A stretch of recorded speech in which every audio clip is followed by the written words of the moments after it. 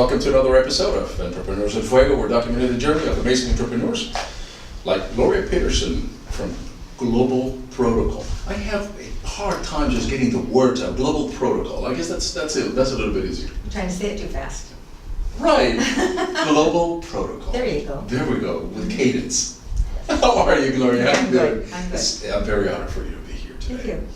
Business etiquette. Let's talk about that. Okay. Tell me what you do. And I know that business etiquette is a great part of what you do. Okay, for almost 30 years now, so that's really aged me. I have been conducting seminars and training on professional presence, business etiquette, and protocol. So those are my three topic areas I've offered. Ooh, now I can't talk. You see, it's infectious. Yeah, Jane, okay. As I tell you. I've authored 4 books on the topic. I now do training, and so my agenda more today is to train others to do what I've been doing for the past 30 years.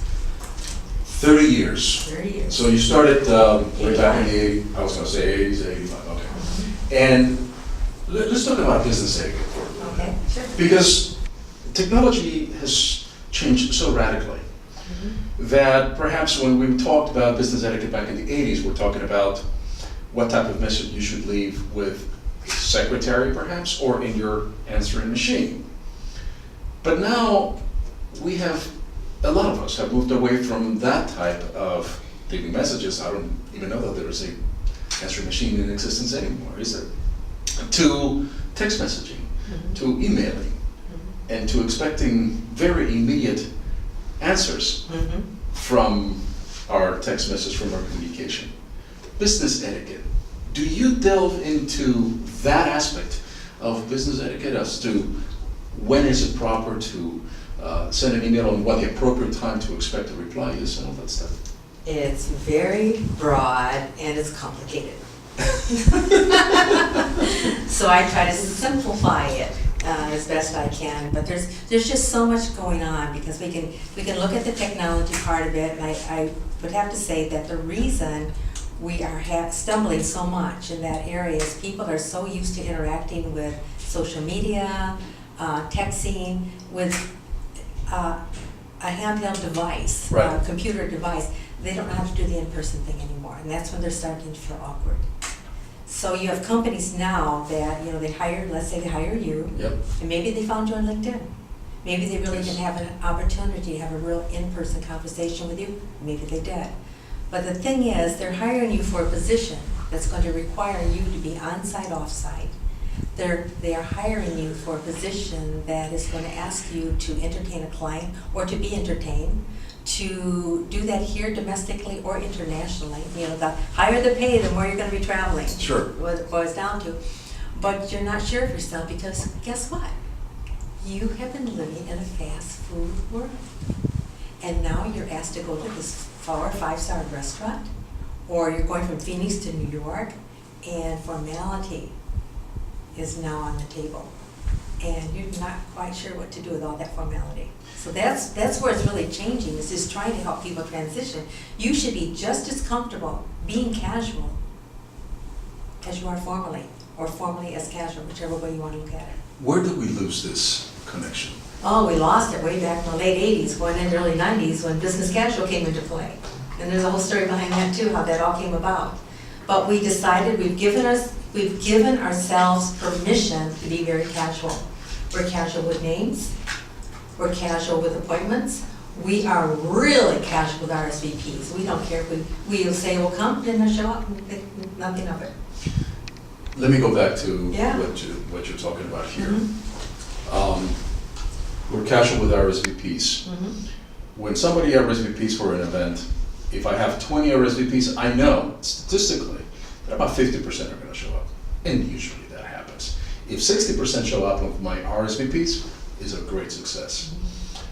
When was it okay to be late for a meeting when you texted, oh, I'm running 10 minutes late? That doesn't make it okay. No, it doesn't, but it's become accepted. But it's become accepted that it's okay to be late because I texted you. Exactly, and it's not good. It's not good. It's not good. It's just making everybody so sloppy, And I'm going to correct myself. Not everybody is sloppy. There's some people that are very mindful of all of these nuances, and they don't want to be a part of that nuance. They want to do it correctly. what is correct. Is it, this is a trick question, because I really don't know the answer, but I don't know whether there's a fair answer. Is this gender specific, or does it permeate for both men and women? Oh, boy, you just opened another can. I just keep opening these cans, Gloria. All right, here's how I'm gonna describe that to you. You don't have to be politically correct here, because you know No, we're... that's all right. Okay, here's the can, and you talked about the gender part of it. Yep. You have to be very careful with that, because we have changed. There's something called traditional etiquette. Mhm. Traditional etiquette is how this country, the United States of America, evolved. It's how it began, based on traditional etiquette. Traditional etiquette is pretty much honored in most countries around the world. And it's very gender-based, very much gender-based. Precisely. And that means that you would open the door for me, Absolutely. okay? And that's gender-based. However, it changed in the 1970s because we had the feminist movement going on. It was very strong in the 70s. There was a lot of equality going on back then. And all of a sudden, Gloria Steinem comes in Sure. and she changes things. And she said that our business world, we need to be treated as an equal. So our business environment in the United States, unique to us, other countries are starting to pick it up a little bit, we became genderless. So in the business world, you don't open the door necessarily for me, but you are opening the door based on showing deference. Now, if I'm your guest, it doesn't matter if I'm man or woman. If I'm your guest, you would open the door for me because I'm your guest. Sure. Okay? Or if I outrank you, then you would open the door for me because you show deference to rank. Or allow you to go first. Exactly. So it's really changed because in our environment it's very genderless. It's more about showing deference to rank. Internationally, you have to be very careful with that because some countries are still on the gender page and they brought up in a very gendered environment. So what's the answer here? You kind of have to look at the environment you're going into and try to assess the people you're going to be interacting with and what their expectation might be, and then you have to bring forward to meet that expectation as best you can. Chivalry is not dead, as far as I am concerned. Yeah. And I rather err on the side of opening the door for a lady and being respectful and always defer to that, even as if we're equals in the business world. It's only because that's the way that I was brought up. Yeah, but here's the problem. There are some women in the business world that are so protective of their right to be treated as an equal, or they didn't know about the rule, and they're going to think you're giving them preferential treatment, and they're not going to like it. And they're not going to treat it with the respect they should treat it with. It doesn't matter. If somebody opens the door for me for whatever reason, I should just say thank you and accept the greeting, or accept a good gesture. Sure. But it's different right now. A funny story I'll share with you is Please. I'm from Chicago. So I moved here a few years ago, but there's a very popular radio announcer in Chicago, and he came from rural USA, all right, rural area of Illinois. And he was raised with traditional etiquette and good form and to be a gentleman and always open the door for women. Mm-hmm. He comes to Chicago and it was not happening. He would open a door for a woman and she said, I can get my own door. Or they'd almost shut it in his face. And he wanted to know what is going on. What happened to women? Right. So he heard about me. I was recommended to him. He asked me on the show. I asked you on my show because I want to know if I was right or wrong. I opened the door for women. Is that right or wrong? I said, well, it depends. So we had to have this conversation about why that was happening to him. I said, she's erring in that you are extending a gesture of courtesy. And she should simply say, well, thank you, but it wasn't necessary, but thank you. That would have been the right thing to say. And if you were raised to extend that gesture to a woman, it makes you feel good. And you should continue doing it because it's how you were raised, and it's okay with that. So, oh, good, I'm going to keep doing it. It's just all over the place. It's all over the place, right? Yeah, it is. It's all over the place, unfortunately. But I do think that there are some manners that will be timeless. Yes. And chivalry, gentlemanship, I don't think will ever die, and I hope it never does die. And I think that the lady is always a lady. And if we're equals in the business world, that's okay. That's perfectly fine. We'll go into the boardroom, we'll negotiate as equals. Yeah, but exactly. The moment that we walk out, I will open the door for you. Sometimes I give it a before 5 and after 5 analogy.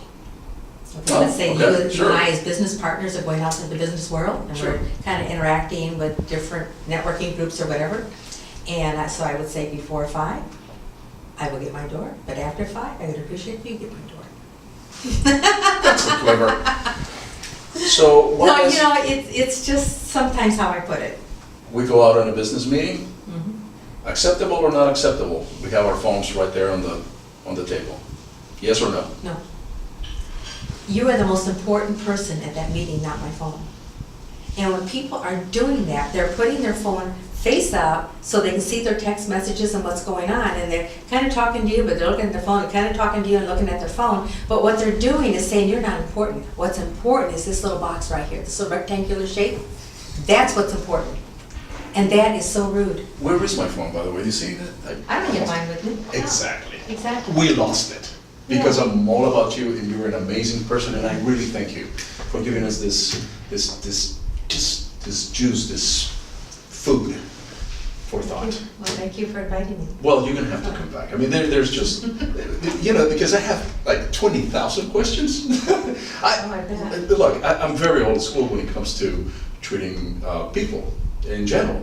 And I do believe that we are continuing losing the type of business etiquette that you just described. And I think we're losing it to technology, unfortunately. And as younger parents are coming up in the world and kids are using more technology, I think that we're ignoring very, very basic, that's not only in the business environment, but also, just in our households. When a lady walks in and she's gonna sit down, we all stand up. Yeah, there's another, that one. That's just That was on social media last week, by the way, what you just said about the singing. I thought, oh no, I'm gonna have to jump in on this conversation and get everybody set straight on why he did that. But there's a lot of that. There's a lot of that, Yeah. I'm saddened that it's being lost in general. I really wish our leaders, whoever they are, our leaders would take all of this seriously. Because we're looking to leaders as the example to follow. Correct. And if our leaders aren't doing it and aren't being the example, then we're all gonna be lost. So we really need to take the leaders back to Etiquette 101 in a lot of cases. And you are a leader, and you are leading this change, and I know that for a fact. Mhm. And with that, we're out.